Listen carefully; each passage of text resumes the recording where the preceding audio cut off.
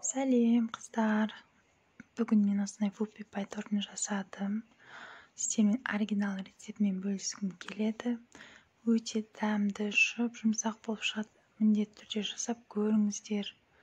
Қандай өнім пайдаланатынымды барлығын толығырақ жеткізіп беремін.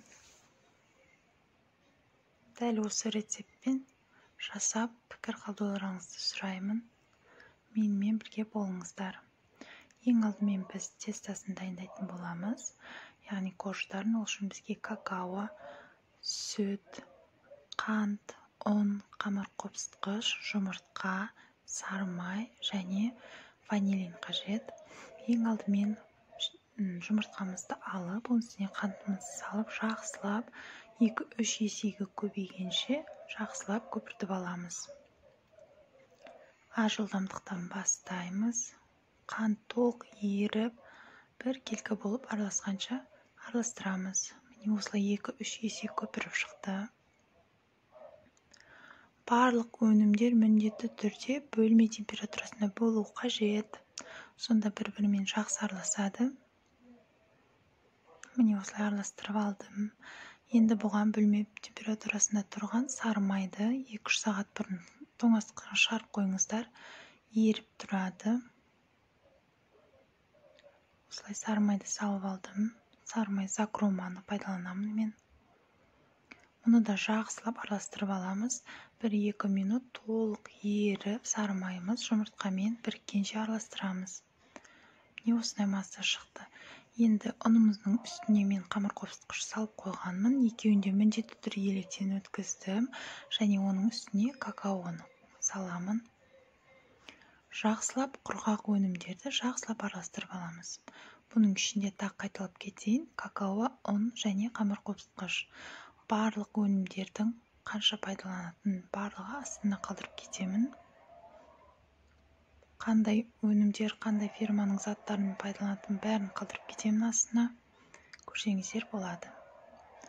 Міне осылай жақсылап араластырып алдым. Енді осы жұмыртқа мен сары майымыздың үстіне 2 бөліп саламыз. Міндетті түрде барлығын бірден салып жүрмеңіздер.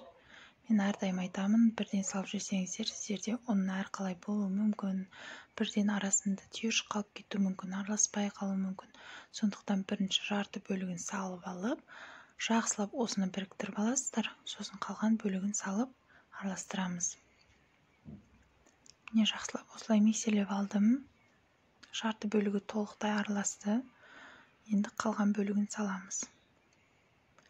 Екінші қамырдың ұнның бөлігін салған кезде толықтай араласу міндетті емес, кішкене қозғап жіберсеңіздер болды. Себебі ол қазірше қою болып тұрады. Миксердің күші жетпей қалуы мүмкін. Кішкене араластырып жібереміз.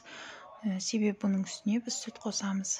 Міне осылай бір араластырып болған соң, осындай қатты болып тұр. Осылай болуы қалыпты. Соңына тоже бөлме температурасында тұрған 2-5 майлығы сүтті қосамыз. Қатты майлы болмау керек сүт. 3-2, 1-5, 2-5 болады. Неге жақсылап араластырып алдым. Қамырымыз дайын болды. Осындай қойлықта болу қажет. Жақсылап араластырып, арасындағы ауасын шығарып аламыз. Біздің қамырымыз оңай, тез дайындалады. Бастысы барлығы міндетті түрде бөлме температурасында болу қажет. Және осылай ыдысқа мен кондитерлік қалташаны салып аламын. Осылай өте ыңғайлы. Сіздер де осылай жасаңыздар болады. Осылай жарты қамырымды мен 4-ке бөлемін. Қамырымды сол үшін жартысын салып алдым. Осылай салып алып, ұшын кеспей тұрамыз. Қамырымыз салып болғаннан кейін барып кессеңіздер болады.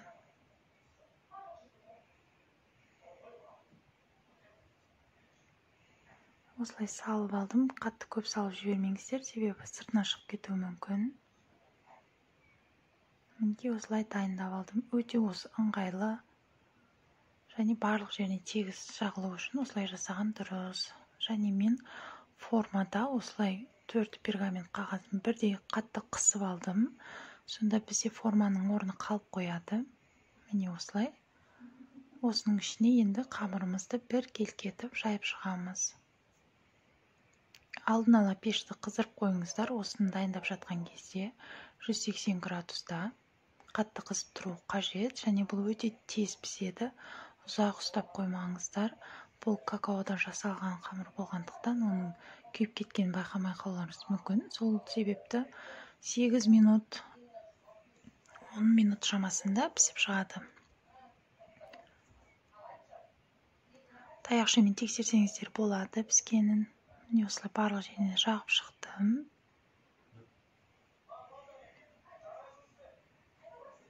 Енді осыны мына күрекшенің көмегімен тек қана үстінен тегістеп шықсам болғаны.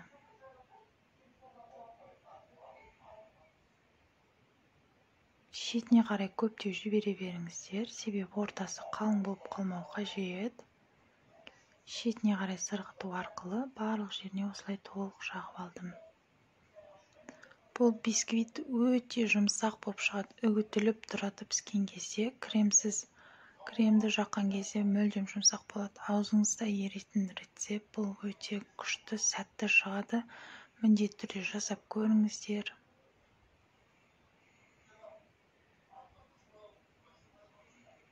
Осылай барлық жеріне жағып алдым.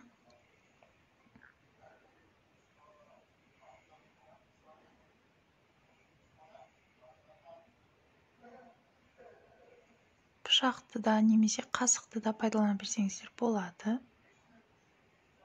Бастысы осылай тегіс болып жағылып шықса болды.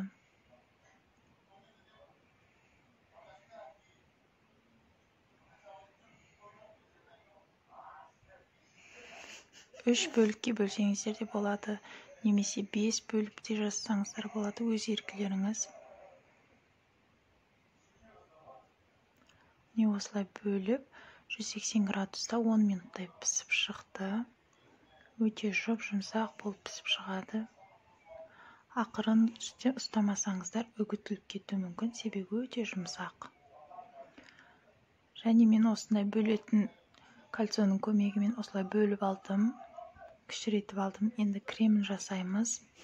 Кремі үшін маған творожный сыр, сливки және қант ұнтағы, яғни сахарный пудра қажет.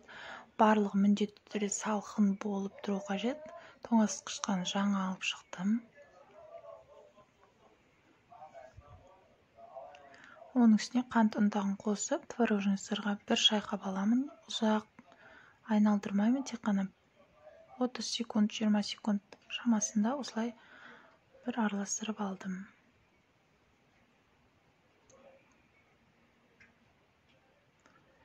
Творожный сыр мен сахарный пудра екеуі жақсылап араласып алса болғаны. Енді оның үстіне сливкиді құямын. Ұзақ араластырып жіберудің қажеті жоқ. Қатты тұрақты болып кетсе де, ол қайтадан сұйылып кетуі мүмкін. Сондықтан уақытылы тоқтау керек. Кішкене қоюланып бастағанда қасықпен алып тексересіз. Қасықты алып, кремді кішкене ғана төңкерген кезде креміңіз құламаса, демек дайын болды деген сөз. Одан артық қатты қою құламын деп бұзып алмаңыздар кремдеріңізді. Мен шамамен 2-3 минут көлемінде ғана араластырдым. Менің кремім дайын болып шықты.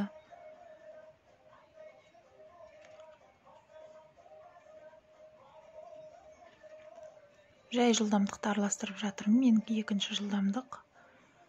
Қатты жылдамдықпен араластырудың да қажеті жоқ.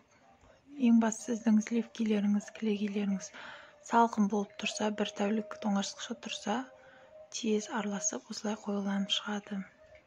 Міне дайын болды. Менде 2,5 минут араластырдым. Осылай лопатканың көмегімен немесе қасықпен осылай тексеріп көрулеріңізге болады. Міне құламайды, демек біздің креміміз дайын. Осыдан артық араластырып жібермеңіздер. Осының өзі жеткілікті бізге. Ең бастысы өзінің формасын ұстап тұр, болды. Дайын болды деген сөз. Өте оңай, өте дәмді крем болып шығады. Енді мұны да кондитерлік қалташаға салып аламын. Түбіне насадкасын салып қойдым. Арнайы вупипайдың насадкасын кесіп дайындап алдым. Енді осыған кремімді салып шығамын.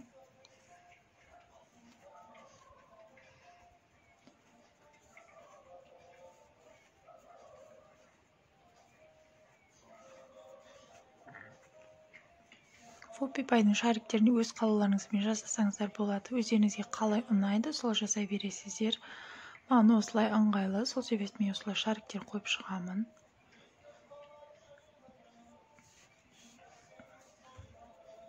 Сіздер өз қалауларыңызда істесеңіздер болады. Тіпті шарикті де істемей қойсаңыздар болады. Тек жағып, кәдімгі торт секілді жинасаңыздар болады. Бірақ вупипай осы шариктермен вупипай. Мен басында көрсеткен ванилинді қоспадым, себебі ұмытып кетіппін. Бірақ міндетті емес ванилин қосу, қоспау, ол өз еріктеріңізде. Негізі қоссаңыз да, қоспасаңыз да болады. Менде осылай қалған кремнің ортасына жағып алдым. Қатты қалың етудің қажеті жоқ ортасына. Жұқа етіп, біркелкі қылып жағып шықтым.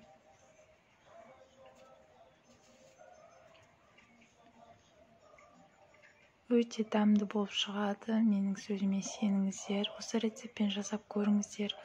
Және маған пікірлеріңізді қалдырсаңыздар болады. Кез келген сұрақтарыңызға жауап беремін. Енді екінші коржымыз үстіне қойып, барлығын осылай жасап біттім. Енді ең соңғы корждың үстіне осылай шариктерімді салып шығып жатырмын.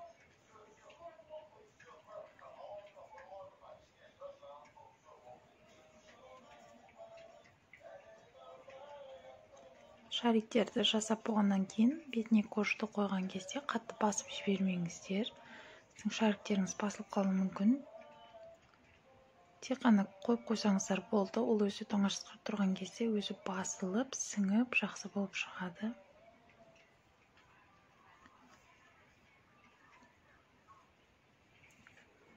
Менде осылай жасап алдым. Барлық ингредиенттер қайталап кетейін, астына жазып кетемін, қандай өнімді пайдаланамын, қанша пайыздық өнімді пайдаланамын, барлығын толық жазып кетемін, астынан көрсеңіздер болады. Тура осы видеодағыдай жасап шықсаңыздар, сіздерде де күшті керемет болып шығады деген сенімдемін.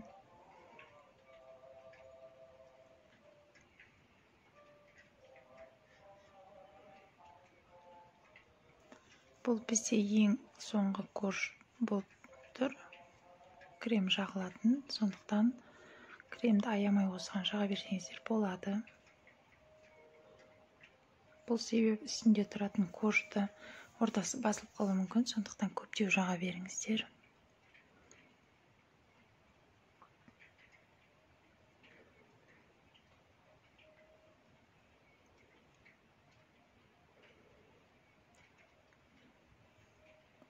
Енді ең соңғы коржымызды бетіне қойып, тоңазытқышқа кем дегенде 3-4 сағатқа қойып қоямыз. 3-4 сағаттан кейін алып, ганашымызды бетіне құйып, кез келген әрлеумен өздеріңіз қалағандарыңызды жасасаңыздар болады бетіне. Менің тортым 3-4 сағат тұрды. Енді шоколадпен мен сүт пайдаландым, сливки емес, бірақ ол сүтіңіздің майлылығы жоғары болу керек. 6%, 10%. Осылай жасап алдым. Қанша шоколадқа қанша сүт қойғанын барлығын астына қалдырып кетемін жазып, содан көрсеңіздер болады. Осылай бетіне құйып алдым. Мен шетіне түсірмедім. Шетіне түсірген қаламадым. Осылай бетінде ғана жағылып тұрғаны ұнайды. Бірақ сіздер өздеріңіз қалай ұнайды, солай жасап алсаңыздар болады.